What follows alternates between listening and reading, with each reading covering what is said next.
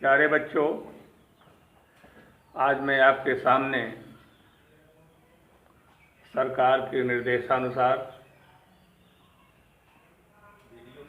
Video के माध्यम से अंग्रेजी की शिक्षा देने जा रहा हूँ। आज इस विषम परिस्थिति में यह माध्यम एक सशक्त माध्यम बनने जा रहा है जो आपके लिए लाभकारी होगा, और हम आशा करते हैं कि आप इसको अपने जीवन में उतारने का प्रयास करेंगे। इस वीडियो में जो कुछ मैं पढ़ाऊंगा उसका एक अच्छा खासा नोट तैयार करेंगे। बार बार इस वीडियो से आप अध्ययन करते रहेंगे और इसे लाभान्वित होंगे। मेरा आग्रह यह है कि इस माध्यम के द्वारा आप अपने गुणों को विकसित करेंगे। अंग्रेजी शिक्षा बहुत ही सरल है, इसमें घबराने की कोई आवश्यकता नहीं होती है। आप मन लगाकर ध्यान देंगे, नियमों का पालन करेंगे तो आप बड़ी आसानी से समझ लेंगे, आपको कोई कठिनाई नहीं होगी। आज का टॉपिक है साधारण वाक्यों को नकारात्मक वाक्यों में बदलना। बहुत शुरू का टॉपिक है ये, जो आपके लिए बहुत ज़रूरी है, और इसके द्वारा ही आप आगे अंग्रेजी के और ग्रामर से संबंधित चीज़ें, एक्टिव वॉइस को पैसिव वॉइस में बदलना, टेंस वाइज डायरेक्ट को इनडायरेक्ट नरेशन में बदलना आसानी से कर लेंगे, समझ लेंगे। तो आज शुरुआत करते समय मेरा पहला टॉपिक होगा प्रेजेंट इंडेफिनिट टेंस। आप जानते हैं अंग्रेजी में पहले कर्ता होता है, फिर क्रिया, फिर कर्म लिखा जाता है। कर्ता एक वचन भी होता है, बहुवचन भी होता है। देखिए, मैं एक उदाहरण देकर आपको समझाना चाहूँगा। यदि कर्ता एक वचन है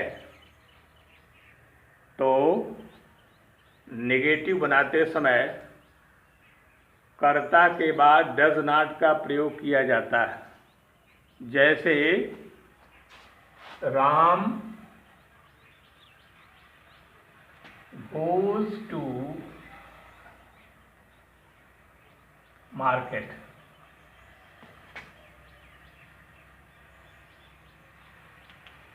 इसमें राम करता है जो एक वचन में है, गो क्रिया है, और मार्केट ऑब्जेक्ट है, कर्म है। इसे आप नकारात्मक बनाएंगे तो नियम के अनुसार राम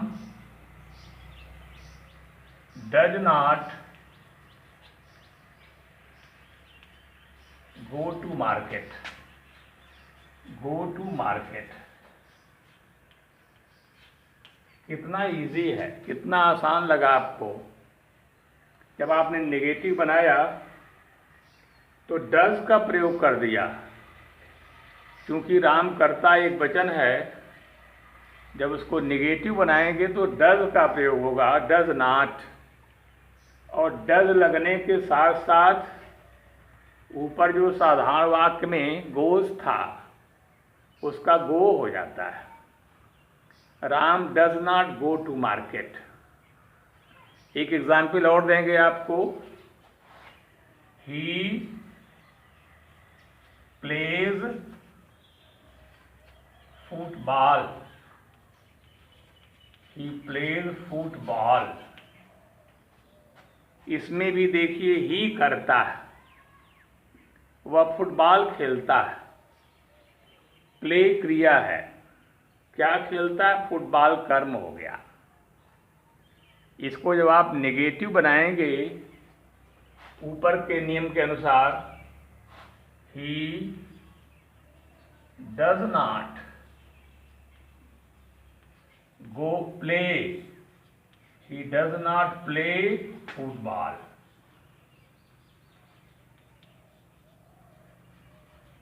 मैं आशा करूंगा कि इस तरह के एग्जाम्पल ले लेके आप बहुत सारे वाक्यों का नेगेटिव में परिवर्तन कर लेंगे। दूसरा, जब कर्ता बहुवचन है, जैसे बॉयज ईट बनाना, बॉयज ईट बनाना, लड़के, बॉयज बहुवचन है, कर्ता बहुवचन। इस वाक्य में देखिएगा ध्यान से, बॉयज जो सब्जेक्ट है वह बहुवचन है। ऊपर के वाक्यों में कर्ता राम और ही एक वचन था, लेकिन नीचे के वाक्य में बॉयज बहुवचन है। अब इसका नेगेटिव जब बनाएंगे आप तो हो जाएगा बॉयज डू नॉट ईट बनाना।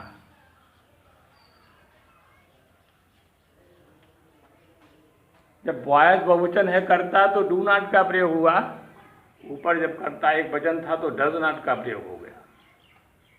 एक एग्जाम्पल और देंगे आपको, they watch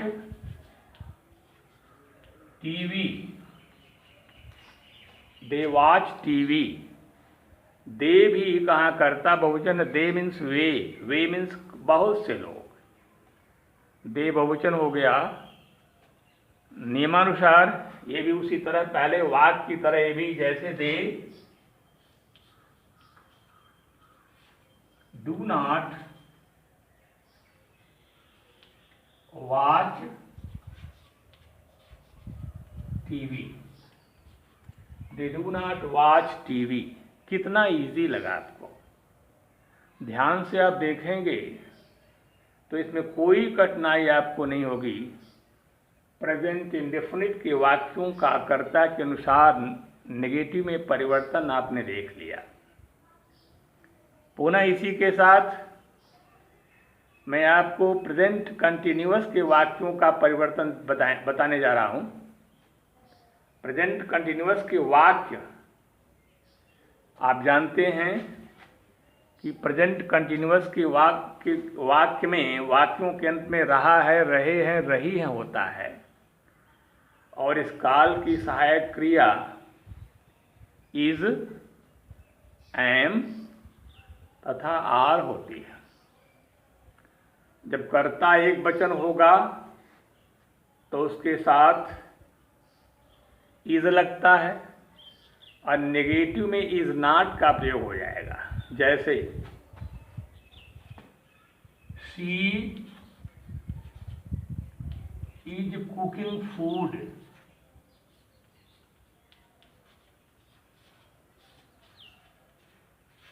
she is cooking food. यहाँ शी आप देख रहे हैं कि एक वचन है, वह खाना पका रही है। वाक्य प्रेजेंट कंटिन्यूअस टेंस का है। जब इसका नेगेटिव में परिवर्तन करेंगे तो हो जाएगा she is not cooking food, she is not cooking food. Is not का प्रयोग हो गया। बहुत ही आसान, बड़ा ही सरल। अगर आप मन लगाकर देखेंगे ध्यान से तो मैं आशा करता हूं कि इस तरह के कई वाक्य बना के आप उसका नेगेटिव में परिवर्तन आसानी से कर लेंगे, आपको कोई दिक्कत नहीं होगी। मन लगाने की बात होती है। कोई विद्यार्थी कहीं से विद्वान या पढ़ा लिखा बन के नहीं आता है। अध्यापकों के निर्देशानुसार जो बच्चे मन लगाकर सीखते हैं, उसी के साथ चलते हैं, वो अपने आप नियमानुसार परिवर्तन करते रहते हैं। देखिए, मैं दूसरा सेंटेंस दे रहा हूं जिसमें कर्ता बहुवचन होगा। Boys are reading book. Boys are reading book. इसमें बॉयज क्या है? करता है, जो बहुवचन है। बॉयज लड़के, बहुत से लड़के किताब पढ़ रहे हैं। बॉयज प्लूरल हो गया यहाँ। और जब कर्ता बहुवचन होता है तो हो जाएगा boys are not reading book. Boys are not reading book. इसी तरह अगर मैं दूसरा सेंटेंस दूं, गर्ल्स आर डांसिंग। गर्ल्स लड़कियां बहुवचन है, इसका भी नेगेटिव क्या होगा? Girls are not dancing. Girls are not dancing. फिर देखिए, एक सेंटेंस में आपको और देता हूं।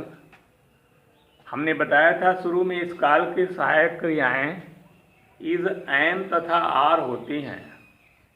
तो इज नॉट, आर नॉट का प्रयोग तो आपने देख लिया।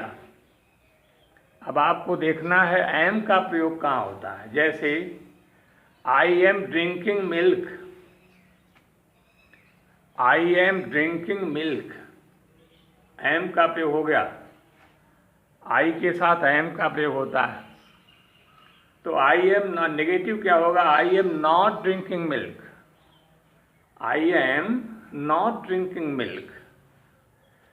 जैसे एक और एग्जाम्पल दें, I am reading A novel.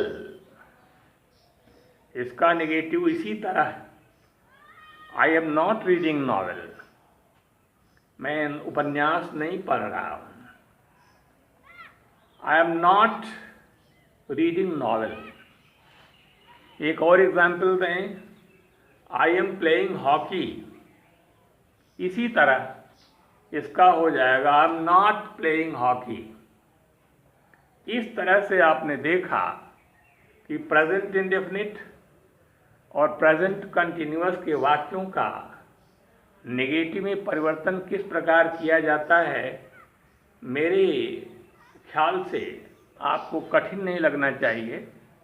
आप थोड़ा सा प्रयास करेंगे और मन लगाकर इसी तरह के वाक्य दे देंगे अपने रफ कॉपी में, इस तरह के बहुत सारे परिवर्तन कर लेंगे।